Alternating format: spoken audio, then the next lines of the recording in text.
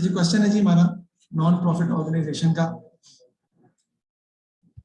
देखिए मई जून 2020 का क्वेश्चन है और उसने क्या क्या मांगा हुआ हमें। Prepare statement to show the gross profit and profit for the year, prepare income and expenditure account, prepare statement showing the movement in the club accumulated fund for the year ended, or state 4 differences between the financial statement of a limited company and the financial statement of a non-profit organization। मई जून 20-32 का हमारा question है ये जो कि आया था।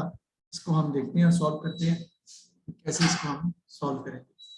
तो कहते हैं जी कि the J club prepares it's accounts 31 December annually. It also runs a shop for the exclusive use of its members. All shop sales are made on a cash basis. The shop takings are banked on the same day. यानी cell जितनी भी आती हैं वो आप bank में जमा भी करवा देते हैं।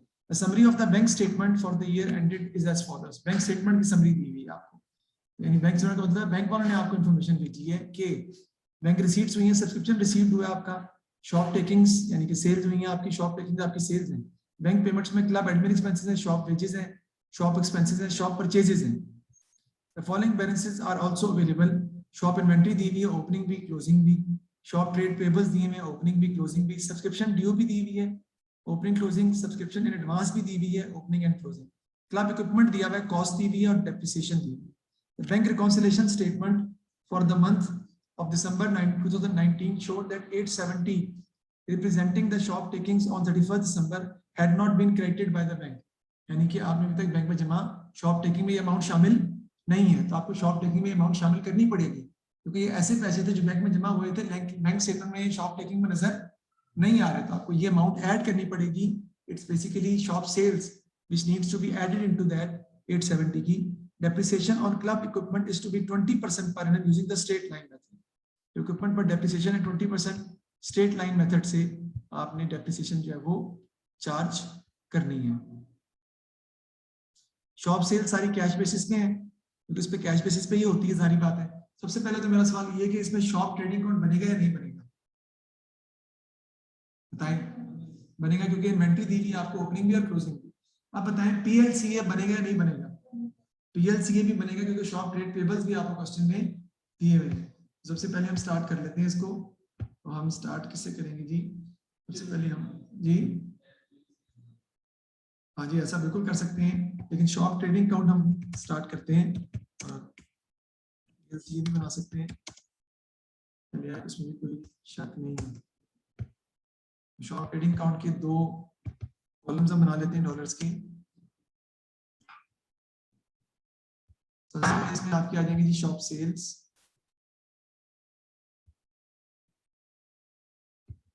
शॉप सेल्स को शॉप टेकिंग्स भी कह सकते हैं आप, एक ही बात है। अच्छा शॉप टेकिंग्स हमें क्वेश्चन में दी नहीं है, या शॉप सेल्स में क्वेश्चन दी नहीं है।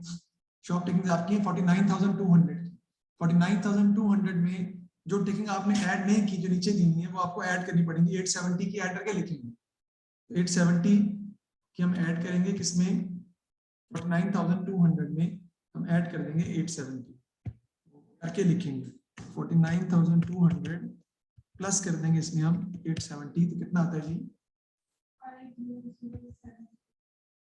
50070 आपकी आ जाएंगी shop takings.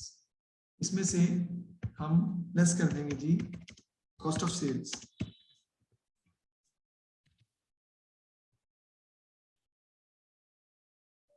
Cost of sales minus कर देंगे हम जी।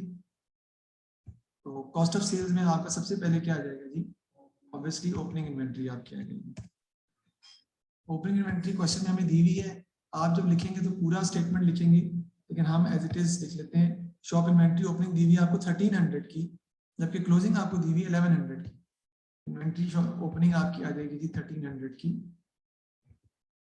1300। इसमें हम ऐड कर लेंगे जी परचेजेस। परचेजेस के लिए आपको बेटा पीएलसीए बनाना पड़ेगा, क्योंकि आपको परचेज निकालने के लिए पीएलसीए बनाना जरूरी है, क्योंकि ओपनिंग क्लोजिंग ट्रेड पेबल्स दिए हैं क्वेश्चन में। इसका मतलब है कि आपका पीएलसीए जो है वो लाजमी बनाना पड़ेगा, ताकि हम शॉप परचेजेस निकाल सकें, क्रेडिट परचेजेस जो एक्चुअल हैं वो। इस सूरत में जो बैंक में परचेज दी होती है वो payment to trade payable consider करते हैं हम, कि वो आपकी पेमेंट टू ट्रेड पेबल है ना, रादर देन कि वो परचेजेज हैं। उसको हम पेमेंट टू ट्रेड पेबल जो है वो कंसिडर करते हैं। सबसे पहले कंपनी बनाते ये तो क्रेडिट परचेज का ही बनाने लगा हूं मैं। सेल्स कैश पे होती है, ये पेमेंट की बात हो रही है। क्या हो गया, ट्रेड पेबल्स की बात हो रही है, सेल्स की बात नहीं हो रही। ठीक है, तो क्रेडिट परचेज हमारी आ जाएंगी। हम देख लेते हैं जी ब्रॉड डाउन कितना दिया हुआ है ट्रेड पेबल्स का। ब्रॉड डाउन 2740 है और कैरेट डाउन जो हमें दिया हुआ है वो है 2810। ब्रॉड डाउन दिया हुआ है जी हमें 2740 और कैरेट डाउन हमें दिया हुआ है जी 2810। देख लेते हैं दोबारा एक दफा। ब्रॉड डाउन दिया हुआ है 2740, कैरेट डाउन दिया हुआ है 2810। Payment to trade payable, trade payables को हमने शॉप परचेजेस जो पेमेंट की है वो ये लिखी है, ये परचेजेस नहीं है, ये पेमेंट टू ट्रेड पेबल है। सर कैसे पता चलेगा? ओपनिंग क्लोजिंग अगर ट्रेड पेबल दिए हुए हैं तो उस सूरत में आप इसको अज्यूम करेंगे, कंसीडर करेंगे that is the payment to trade payable of 15,100 because there has to be some credit purchases for which we are still to be paid. Total कर लेंगे जी इसका, इसमें से जी हम माइनस कर देंगे, टोटल करें कितना आता है डेबिट साइड का, उसमें से 17910 इधर भी आ जाएगा जी क्रेडिट साइड पे आपका 17910 माइनस कर देंगे जी आप 2740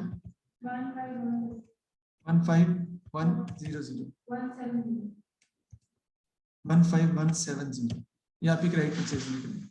ये आप परचेज यहाँ पे ऐड कर लेंगे जी 15170 और इसमें से हम लेस कर देंगे जी क्लोजिंग इन्वेंट्री। देखते हैं जी हम 1100, yes you are right because they are already given in the question 1100।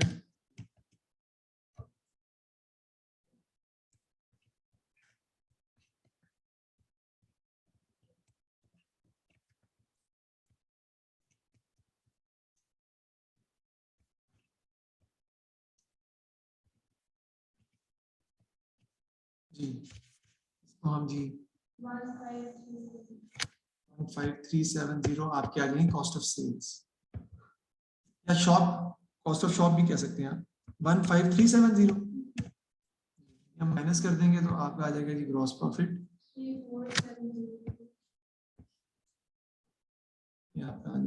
34700 आपका ग्रॉस प्रॉफिट निकला है जी।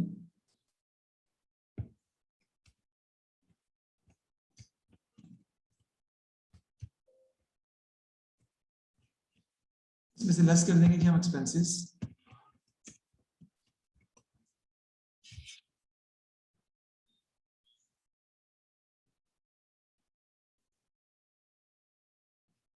एक्सपेंसेस कौन सी हैं? जो डायरेक्ट एक्सपेंसेस हैं, शॉप से रिलेटेड जो एक्सपेंसेस है वो आएंगे। शॉप एक्सपेंसेस दी हुई, शॉप वेजेस भी दी हुई।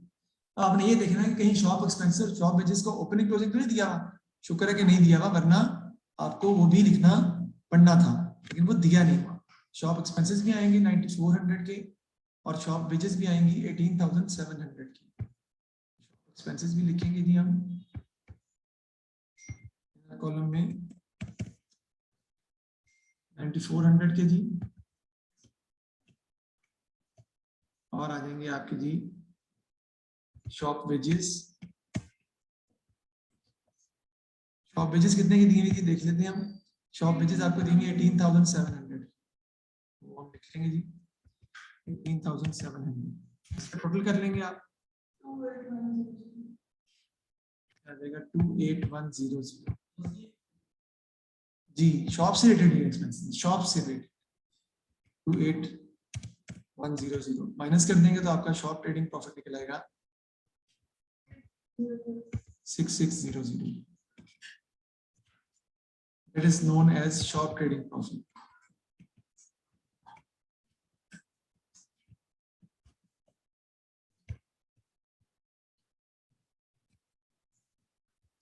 Start कर लेते हैं।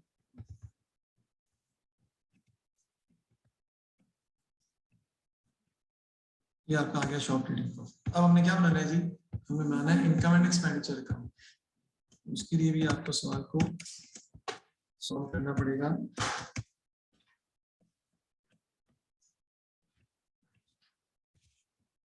बना लेते हैं जी इनकम एंड एक्सपेंडिचर अकाउंट। हम दो कॉलम हम बना लेते हैं आपके डॉलर्स के।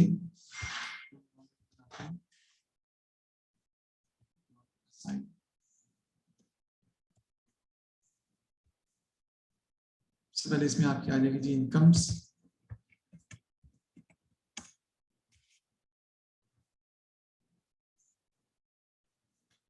इनकम्स में आप लिखेंगे जी सबसे पहले शॉप ट्रेडिंग प्रॉफिट लिख लेते हैं हम।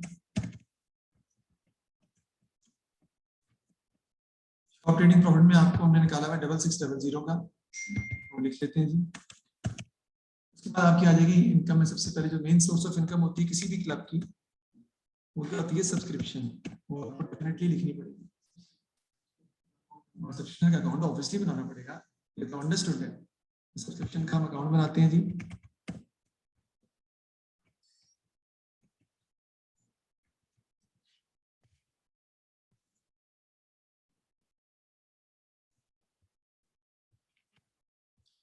उसमें जी सबसे पहले नॉर्मली क्वेश्चन में सब कुछ दिया होता है आपको, एक्रूड ब्रॉट डाउन आ जाएगा जी।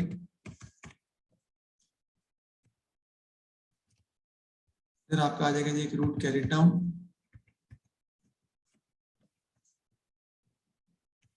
उसके बाद आपका आ जाएगा प्रीपेड ब्रॉट डाउन। बेसिकली ये प्रीपेड नहीं है, ये प्री रिसीव्ड होता है, या अनअर्न्ड भी कह सकते हैं इसको, या इन एडवांस ब्रॉट डाउन भी कहते हैं इसको। तो इधर आपका आ जाएगा जी प्रीपेड कैरिड डाउन। तो इधर आपकी कैश फिगर आ जाएगी, कितना हमें कैश में मिल रहा है। और इसके अलावा बैड डेट्स भी आ सकते हैं, अगर कोई सब्सक्रिप्शन हमें पिछले साल से ना मिल रही हो तो हम उसे बैड डेट्स कंसीडर कर लेते हैं। सब्सक्रिप्शन एक्रूड जो दी हुई है वो ओपनिंग 1600 है और क्लोजिंग जो है वो 1900 है। एक्रूड सब्सक्रिप्शन जो है वो ओपनिंग जो है वो 1600 है और क्लोजिंग जो दी हुई है वो 900 है, सॉरी 1900 है। ओके, प्रीपेड जो ब्रॉट डाउन है, प्रीपेड 22740 नहीं सॉरी 1200 ओपनिंग एडवांस है और 400 क्लोजिंग। प्रीपेड ब्रॉट डाउन 1200 है, प्रीपेड कैरिड डाउन 400 है। कैश फिगर देख लेते हैं, कैश सब्सक्रिप्शन कितनी हमें रिसीव हुई है। सब्सक्रिप्शन इन कैश जो है वो हमें रिसीव हो रही है कितनी, ये सब्सक्रिप्शन रिसीव लिखा हुआ है 78650, वो हमारी कैश फिगर आ जाएगी 78650। बैडेट्स नहीं है फिलहाल, इसका हम टोटल कर लेंगे।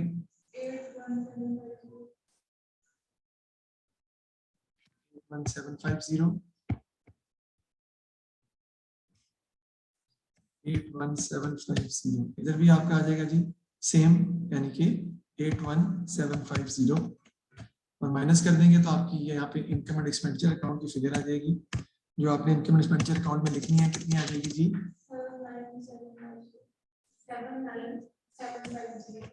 79750। और वो हम बेसिकली यहाँ से उठा के सब्सक्रिप्शन के नाम से लिख देंगे 79750, जो सब्सक्रिप्शन की इनकम हम रिकॉर्ड कर लेंगे। इसके अलावा देखते हैं हमारी और कौन कौन सी इनकम क्वेश्चन में मौजूद है। सब्सक्रिप्शन ऊपर तो नजर आ रही है, नीचे देख लेते हैं सब्सक्रिप्शन ड्यू अनपेड। मेरे ख्याल में और कोई इनकम सवाल में मौजूद नहीं है, तो सब्सक्रिप्शन का हम कर लेते हैं टोटल, यानी कि इनकम का जो हमें 2 रिसीव हो रही है उसका हम टोटल कर लेते हैं जी। आ रहा है 6357,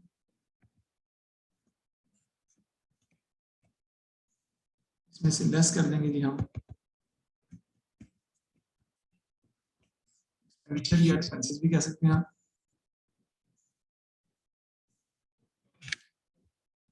एक्सपेंसेस में आपको पता है शॉप वेजेस और शॉप एक्सपेंसेस तो आने नहीं है, वो ऑलरेडी अकाउंट फॉर पहले ही हो चुके हैं। तो एक्सपेंसेस में हम देखते हैं क्या अच्छी चीजें दी हुई हैं।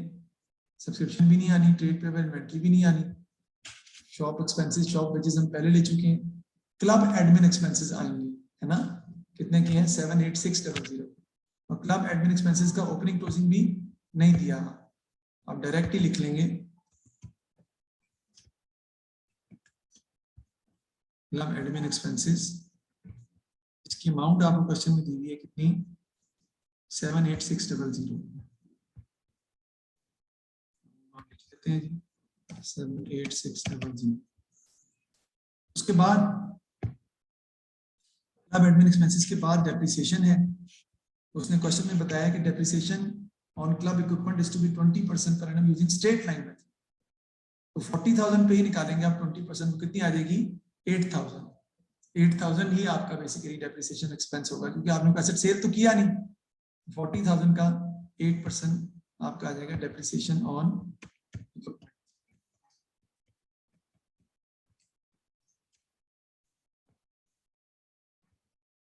इसका हम कर लेंगे जी टोटल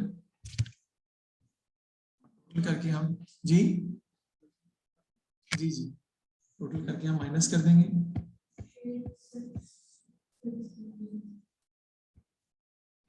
ये आ जाएगा 86600। आपका मेरे ख्याल ये डेफिसिट निकल रहा है कितने का, 250 का हमारा डेफिसिट आ रहा है।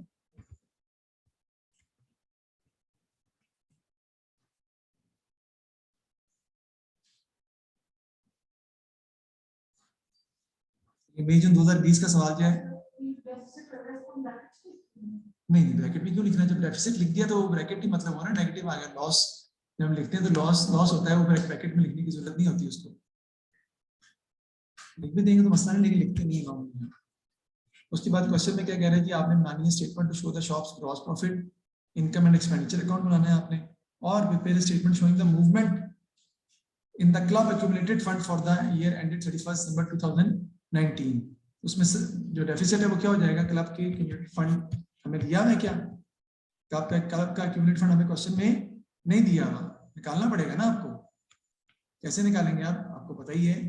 देखिए मैं यहाँ पे निकालता हूँ आपके सामने accumulated fund.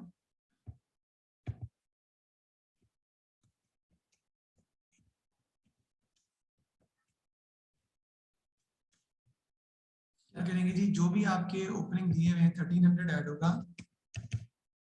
Plus minus 2740 opening asset minus opening liabilities है ना, और प्लस 1600 और माइनस 1200 और प्लस 40,000 जो आपका एसेट है, और माइनस जो डेप्रिसिएशन है 32,000 हो चुकी है। और इसमें एक चीज आपने और ऐड करनी जो आपने भूलनी नहीं है, वो है कैश का ओपनिंग बैलेंस या बैंक का ओपनिंग बैलेंस। वो कितना दिया है आपको, 9850, वो भी आपको ऐड करना पड़ेगा लाजमी। वो हम ऐड कर लेंगे जी 9850, तो आपका आंसर आ जाएगा। आपका निकल आएगा जी एक्यूमुलेटेड फंड का answer 1300 sorry minus 2740 plus 1600 minus 1200 plus 40,000 minus 32,000 और प्लस 9850। 810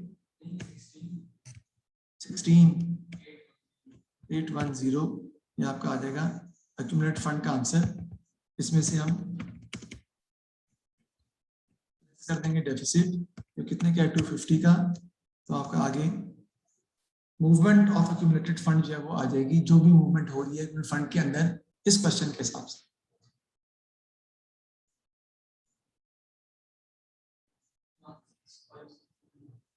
वन 16,560 ये आपका accumulated fund at the end आ जाएगा 250 माइनस करने के बाद।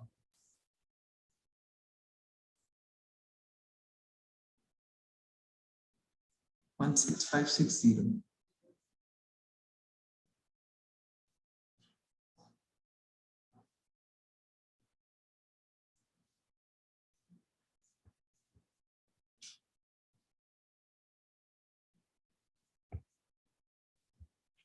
अब वो जो क्वेश्चन में कह रहा है आपको, आपने फोर्थ जो है state 4 differences between the financial statement of a limited company and the financial statement of a non profit organisation.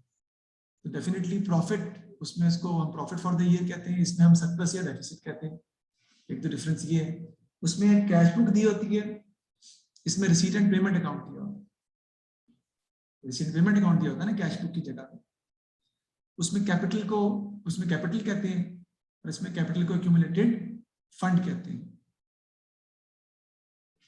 उसमें main source of income sales होती है और इसमें main source of income subscription होती है।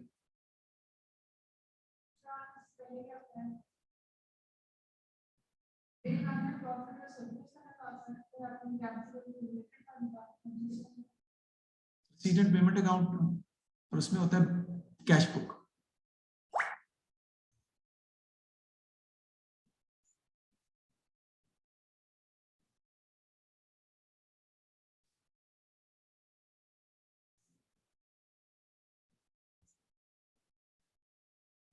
और लिमिटेड कंपनी में जो लायबिलिटी है वो limited to the shareholders, it is limited to the extent of shares held by the share holders.